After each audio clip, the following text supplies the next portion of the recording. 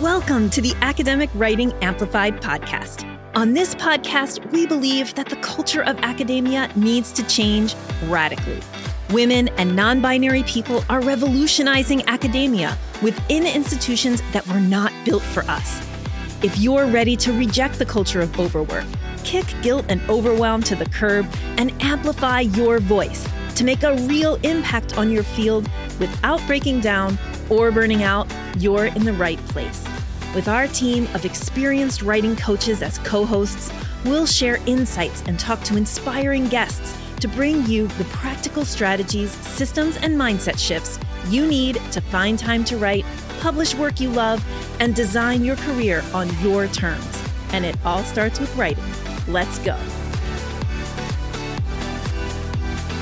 Hello, podcast listeners. I'm Kathy Mazak, your host for today's episode.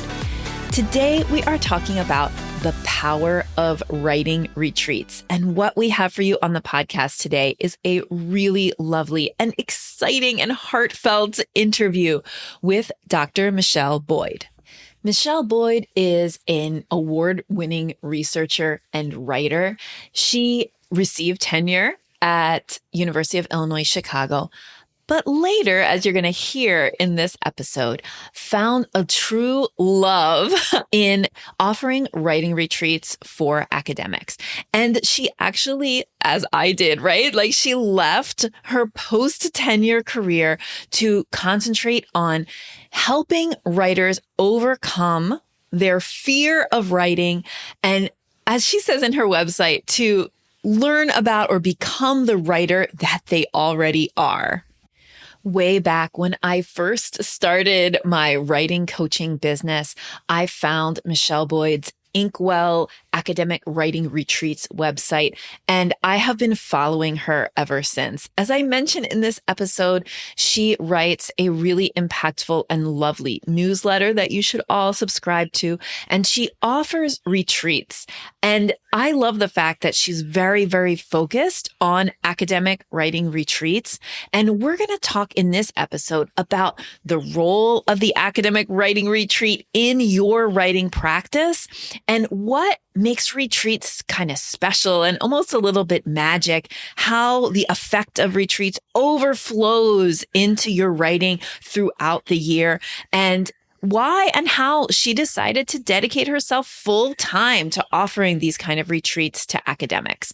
I can't wait for you to hear this interview. So without any further ado, the power of writing retreats with Dr. Michelle Boyd. Yay. Okay. So I am here today with Michelle Boyd. I am so excited because really when I first started my online writing coaching business, you were already doing your thing and you were one of the first people that I found online. And I was like, look, someone is doing this thing out there. And I love getting your emails. They're ones that I actually read every time I get it. So I'm so honored that you are here on the podcast today to talk about writing retreats.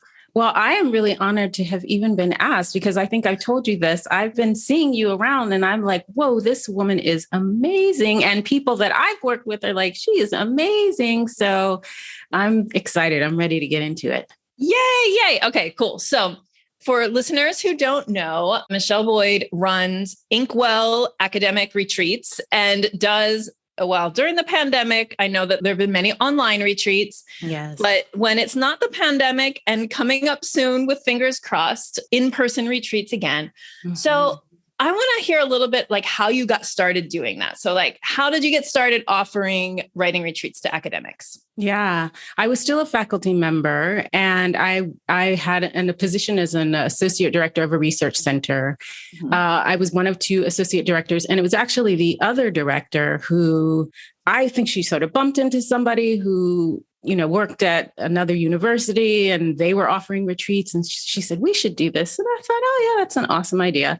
Mm-hmm. And so we planned it, we put it together, and we got to the point where we were deciding, well, they are going to need a little support because the retreats were for graduate students only. And I said, oh, I'll do that. I love that. I had been in writing accountability groups since I was in my second year as a faculty member. And I thought, I'll just meet with each person. We'll have a little chat, and then they'll go and do their writing. And I I thought it was going to be entirely a one-off thing. They'd retreat, they'd make a little progress, and then we'd see another batch the next time we did it. And that's not what happened at all. I mean, first of all the people who came the first time wanted to come back. So we had to figure out how to accommodate new people and the old people. But the other thing that happened was they told me, oh, remember that thing you told me? I did that all semester long. And I thought, what? You did? Because I, like everyone, I think, thought that it was really just about coming in, hunkering down, getting work done, and then leaving. Right. And so we did this for 3 years, and, it just got more and more popular. We would sell out literally in less than an hour. And I just loved it so much. I was also at the same time, I'd gotten tenure. I was in that, do I really want to keep doing this, mode. And I was really interested in and reading a lot about writing process and the craft of writing. Yeah. And so those things just kind of merged together, that the things I was reading for myself, they started coming out in what I was saying to people on top of what I had learned about kind of your standard accountability measures. Yeah. And it just got to the point where I was annoyed that I had to do my regular university job because instead, I wanted to be doing that. My colleagues started coming to me kind of on the sly for coaching. And, that was what I realized I wanted to be doing. So that's how it was a surprise. I didn't go looking for it. And it feels like it found me, and I'm totally in love with it. So that's amazing. I definitely resonate with that feeling of like, I started to get like, not annoyed with, but like burdened a little bit by my regular job because this other thing was like so exciting and fun. And I felt like I had so much like to give to it. So I resonate there a lot. So one of the things you mentioned, right, was that like you would have a retreat, you would tell people something, and then they would continue to do it after the retreat was over. So I really want to get into like, what do you see as like the role of writing retreats in a larger writing practice? Because I think you're absolutely right. People think of retreats as like, now I get to binge write, but that's not what they actually do in terms of how they fit, right? With like the writing practice. So how do you see them fitting in? Okay, I'll tell you, but I also know that you have a lot of thoughts about this. So I want to hear what you have to say. Okay. But I do think they can serve the purpose of being just a container, right? Mm-hmm. Where you can just do one thing. And I talk about that as a writing refuge. It's protected time, protected space, which in and of itself, if you never got anything else out of a retreat, would be huge. Yeah. Right. I also think that's part of what leads to the binging in the retreat, because it's finite. So I do think that is one thing that retreats do. They give you time to really sink into the work. I think another thing that they can do that's even more important is that they can allow you to not just only do one thing so that you don't have to be teaching, you don't have to do service, but you're fully absorbed in and therefore reconnected to your project, whatever that means for you. So for some people, that is, they just remember what they wrote 6 months ago, But for some people, it really is remembering what they love about the work and why they become an academic, and that can serve as a kind of momentum and a motivation long past the time of the retreat. Yeah. Inkwell retreats in particular are about being able to safely engage your fears around writing. So I don't think every retreat has to be about that, but that's what we concentrate on. Yeah. So there are things that are about the structure of a retreat that make that something that's very possible. And I think that it's not always possible in the other ways that we write, or the other places that we write, or the other modes, that we write in. And so that's the thing I'm most interested in, is when people come together and they're writing alongside one another, whether it's in person or virtual, how are they able to really face and name and sit with and work through those feelings that are so terrifying when we're alone? And just being able to admit that they're terrifying. Yeah. Right. In addition to being able to work through them. So that's kind of how I think about it.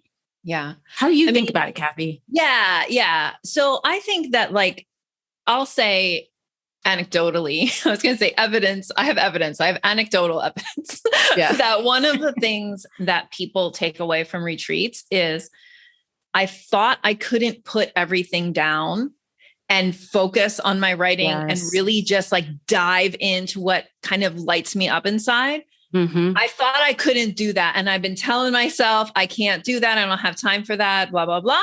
And then I came here and I did it. And so they go back into their regular life with more honoring that writing time more because they remember that they could do it.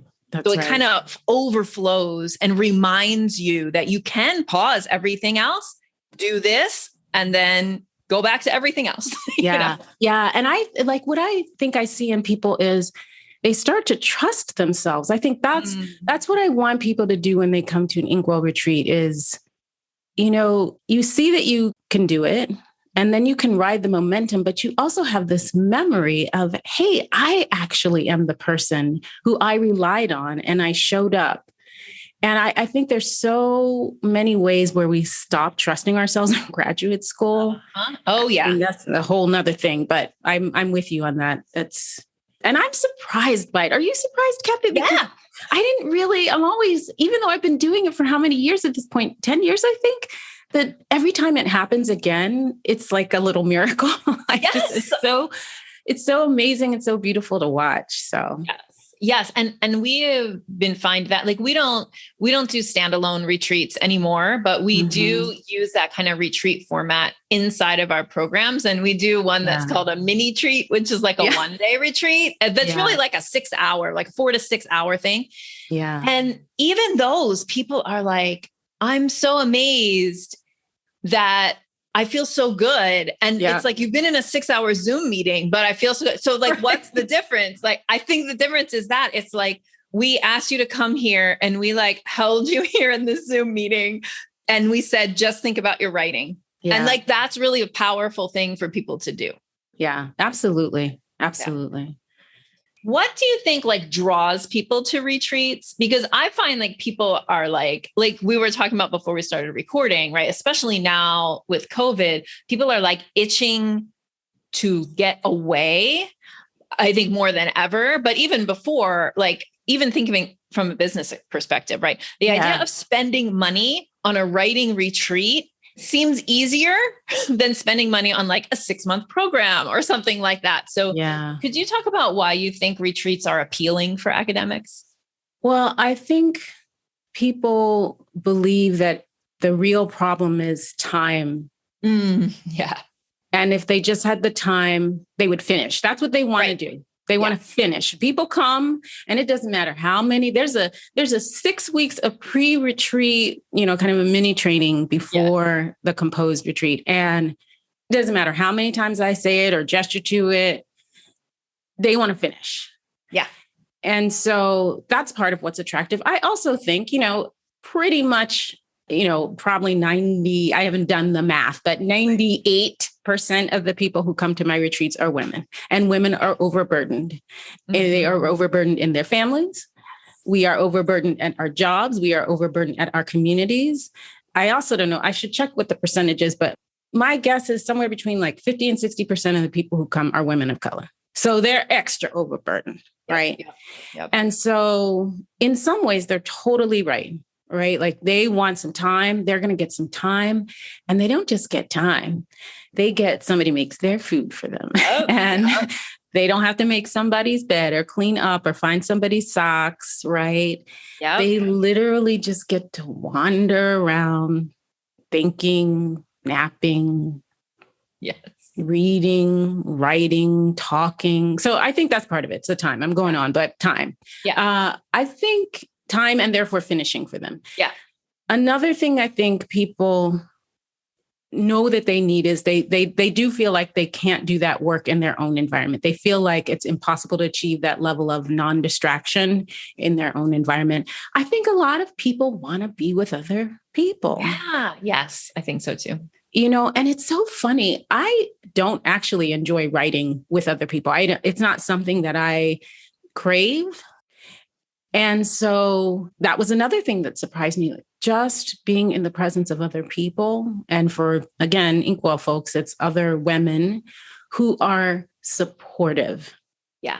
I think that's what they're looking for. Some environment that's not hyper competitive and frightening and, pressure filled. They provide their own pressure. They don't need that from other people. So that's what I think they're looking for.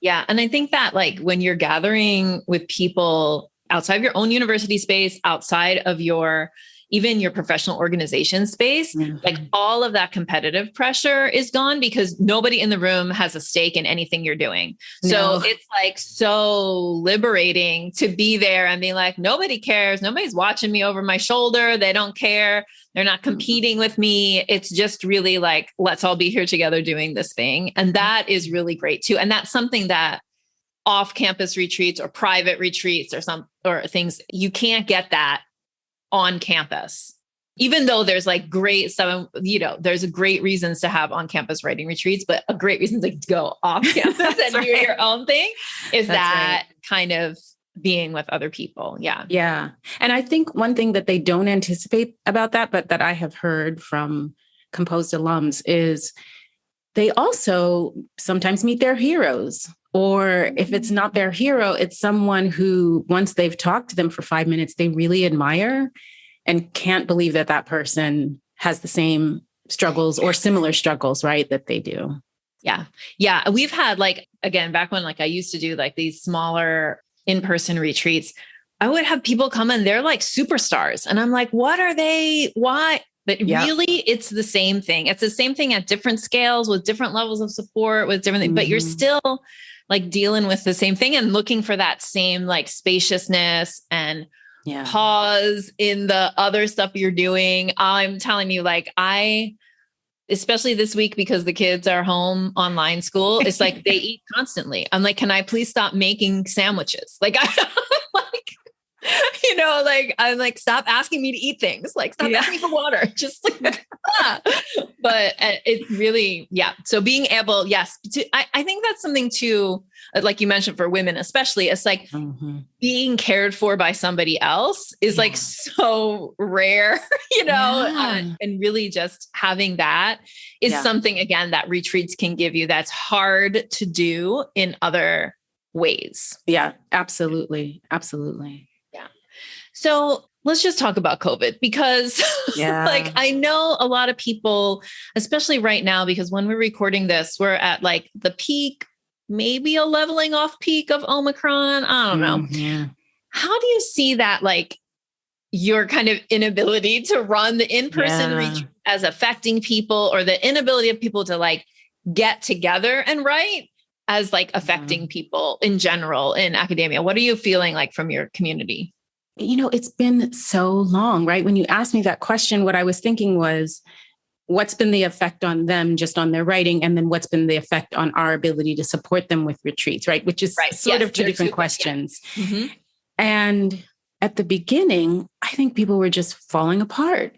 And well, it actually, what I think was happening was there were people who were falling apart because they didn't have what they needed in an emergency situation, right? Yep.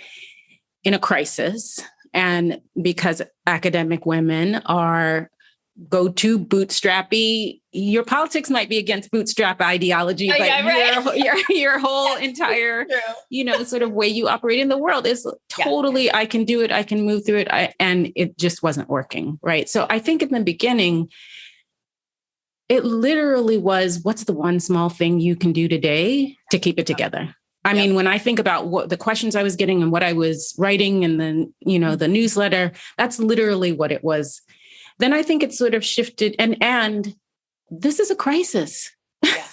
Yes. Just recognize, right? Let's redefine what's happening. Then I think we got to the point where people thought they were used to it. Maybe this happened in the fall and they thought, oh, it shouldn't be a crisis anymore. Still a crisis because now you're kind of coming back, but not coming back. All of the uncertainty got even greater. So one of the things that I focus on that I saw popped up a lot in that was everyone's space was totally blown out of the water. And I don't think a lot of people think about their space a lot. But, what you've been saying about the kids coming in and the conversation we had before, that even if you don't have a writing space that's perfectly set up for your writing, the way that you then had to share it with people, you had to be moving around, you had to redecorate it so that it would look appropriate, but nobody knew how to do it. Our lighting was all off. I mean, your kids are coming in and out. We're renegotiating our understanding of what the space can and cannot be.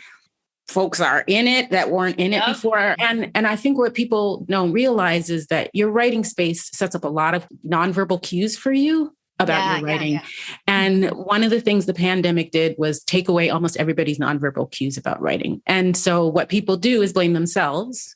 Right. They're not analyzing their space. And so that only makes the problem worse. So that's just one example of kind of one basic way I think that everything had to get renegotiated and re-understood and recreated in order to make writing easier for you rather than harder.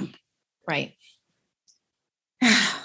As for Inkwell, poor little Inkwell. I mean, I will tell you, I did not want to put my retreats online. Yeah. I resisted it. I basically hired a coach to force me to do it, to kind of walk me through the process because I didn't want to do it. I didn't think it was going to work. It was a ton of work to convert what we do online. It's not just a workshop where, we're facilitating connections between people as they are learning so they can learn more than material, but learn about themselves. And that's, as everybody now knows, really hard to do online. Yes. And like every other change I made with my business that I resisted, it has actually turned out to be fantastic. So I actually think what has happened for people in their relationship with Inkwell is all of a sudden those retreats that were unattainable are now no longer unattainable. Right. And so that's actually made me really happy. I'm now seeing folks I know that I wouldn't necessarily see. Mm-hmm. It also means that they have to do an extra kind of work to get that refuge that is basically given to you when you go away, right? So we have to do some extra work on that. But all in all, the feedback I'm getting is, please don't stop these. And, I never would have been able to come if you hadn't had it this way. So it's working. Yeah. I mean, I'm just thinking about myself like 3 years ago when my littlest was like 3. Mm-hmm. It was impossible. Not impossible. I don't want to say that because I did go away but it was asking a lot of my partner, of my husband to you take care of these 3 kids and one of them is 3 years old. So I can totally see how that ability to go online is appealing to people. And we've both been able to do it. We do these things. And maybe that's kind of attests to the need of academics to find these spaces and make it work because we've been doing it, and they've been doing it. Yeah. Yeah. I think that's right. And I'm sure you've experienced this. There's no better way to improve your online teaching than to be teaching to a bunch of teachers. Oh my gosh. And so I ask at the end of each retreat for an evaluation and I ask what things I could do better. And pretty much all of them are about being online and making that something that I need to find a way to make it impossible for people to tire themselves out. I haven't quite figured that out yet, but that's sort of what I'm aiming for. How do I structure it so that even if you try, you can't wear yourself out? And they have lots of great suggestions. And so I am learning from folks who think that they're only learning from me. It doesn't matter how many times I tell them, but I promise it's true. I am learning as much from them. So 100% all the time. Yeah. Yeah. Tell us a little bit about you mentioned that a lot of your retreat, and this goes to what we can do online, but also what you do now, hopefully crossing fingers in person again, that idea of fear, that a lot of what your content at the retreats are focused on is helping people get past writing fear. I hear people talking about this in terms of anxiety, right? That's a word that I hear my clients use a lot. Well, I have anxiety. I don't have trouble keeping the time on my calendar. It's that when I sit down to do it, I freak out.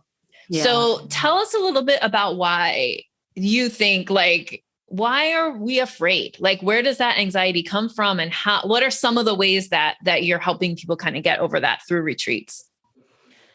So I have two answers to that. So one of I'll just say, I think part of the reason we're afraid is because the academic profession and the academic socialization process and the academic evaluation process create an impossible situation for writers, that they actually undermine the ability of writers to do the things that we need to do, to focus, to say no. They do this in gendered and raced and classed ways, right? Yep. I mean, so I don't actually spend that much time laying all that out in the retreats, but it is the underbelly of everything that comes out of my mouth. And it generally slips out in a little bit of a rant at some point during the retreat. And I find it's important to name that first, because the second thing I see happening is that we internalize the fear and the uncertainty and that's created by the risky situation that we're in as academics. We internalize that and understand it as our fault.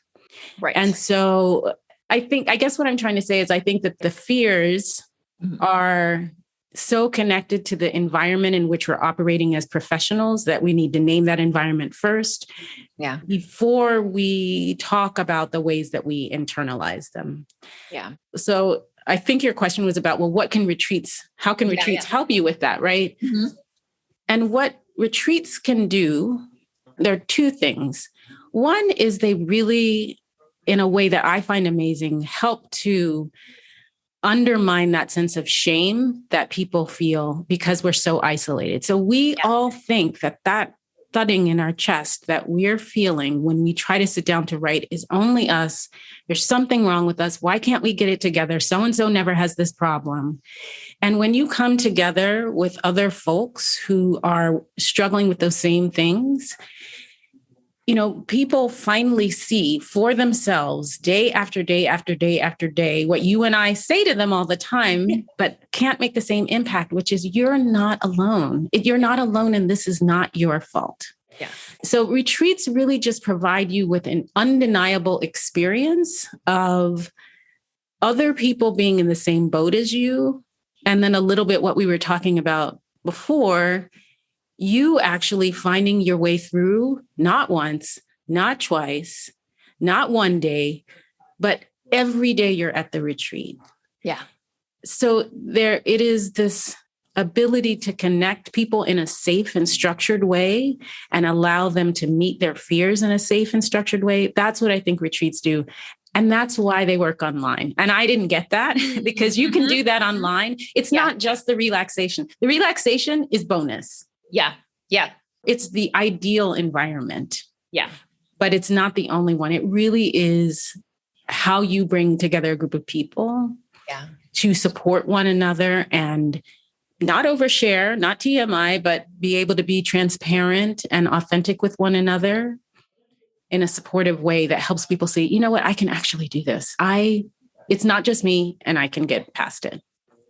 Yeah. I think you're right about why it works online as well, because it's even when I just do a workshop, sometimes I'll start with these questions, is this the voice inside your head? And people are like, yes. And it's how do I know? Because for 5 years, I've worked with literally hundreds of people who have been saying this to me, is that you're not saying it to each other. So when we put you all, even if it's in a virtual space and you start saying these things to each other, it's everybody's and it doesn't matter if you're at teaching a 4.4 or you're at an R1 or all those things that, you're still the same kinds of things are going through your head. The same, obviously, pressures are different for people who are working in different places, have different identities, or in different fields, pressures are different, but there's also this underlying, we've all been socialized out of liking our writing a lot of the times too. We've just been had it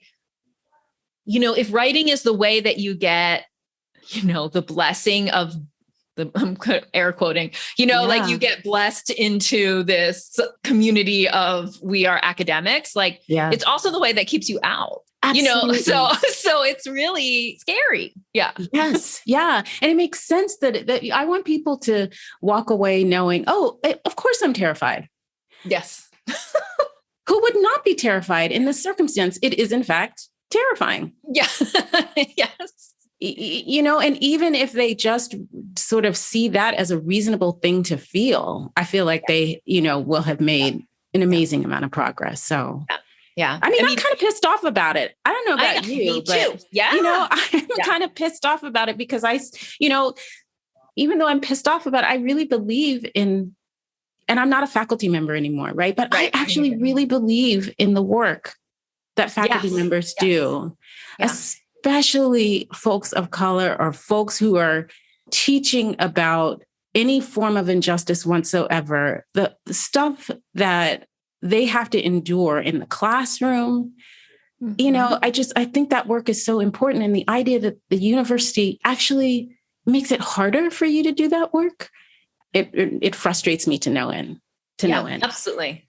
Yeah. So, I mean, I think that sometimes, I don't know, some people might think about like people like us who like went through, got tenure and then left. Maybe you're anti-academy or something like that. And I'm like, I'm not. Like, I actually like in some ways would have happily stayed if like a bunch of other things weren't going on, it would have happily stayed.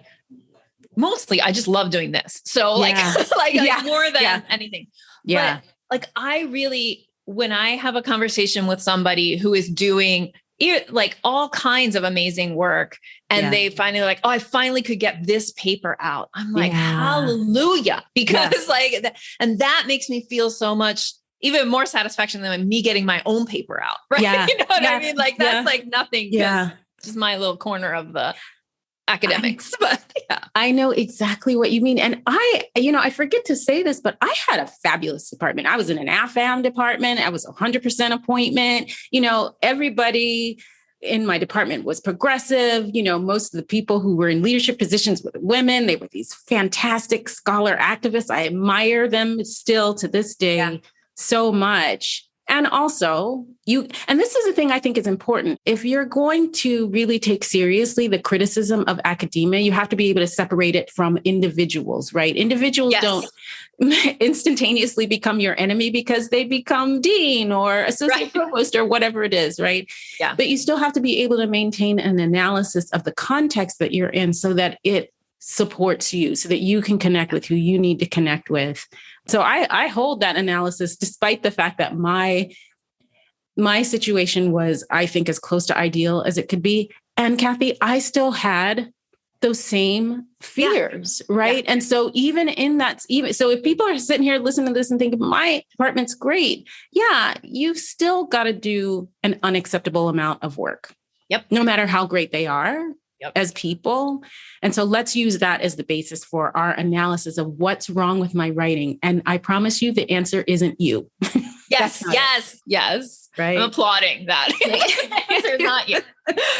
All right. I would love for you to tell us like about your retreats, if somebody's listening and they're like, now I'm really inspired to go on a writing retreat. How can they work with you? Like what's coming up for you? So tell us all about it.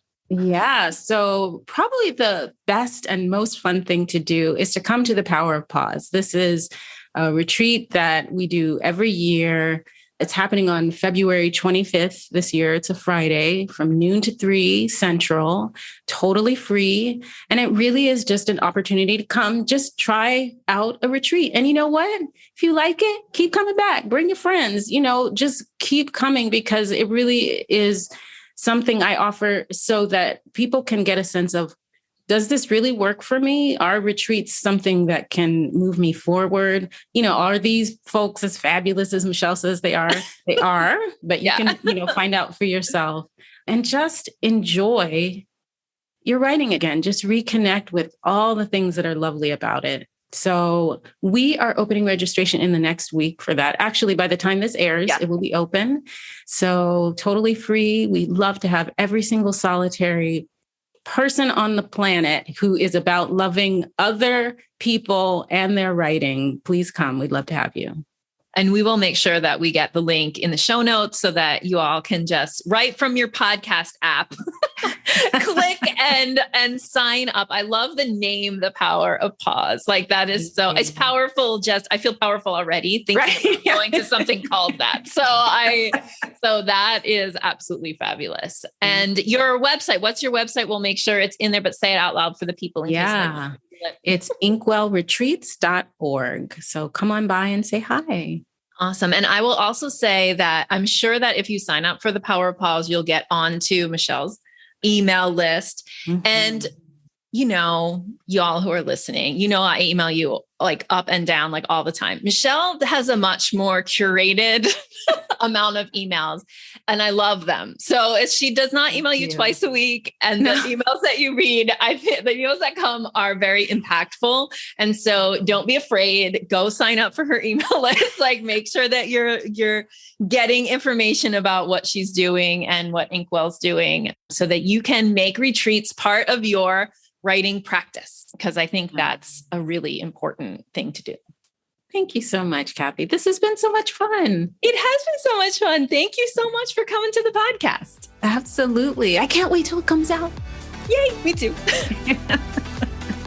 Thank you so much for spending your valuable time supporting yourself and your writing by listening to this episode.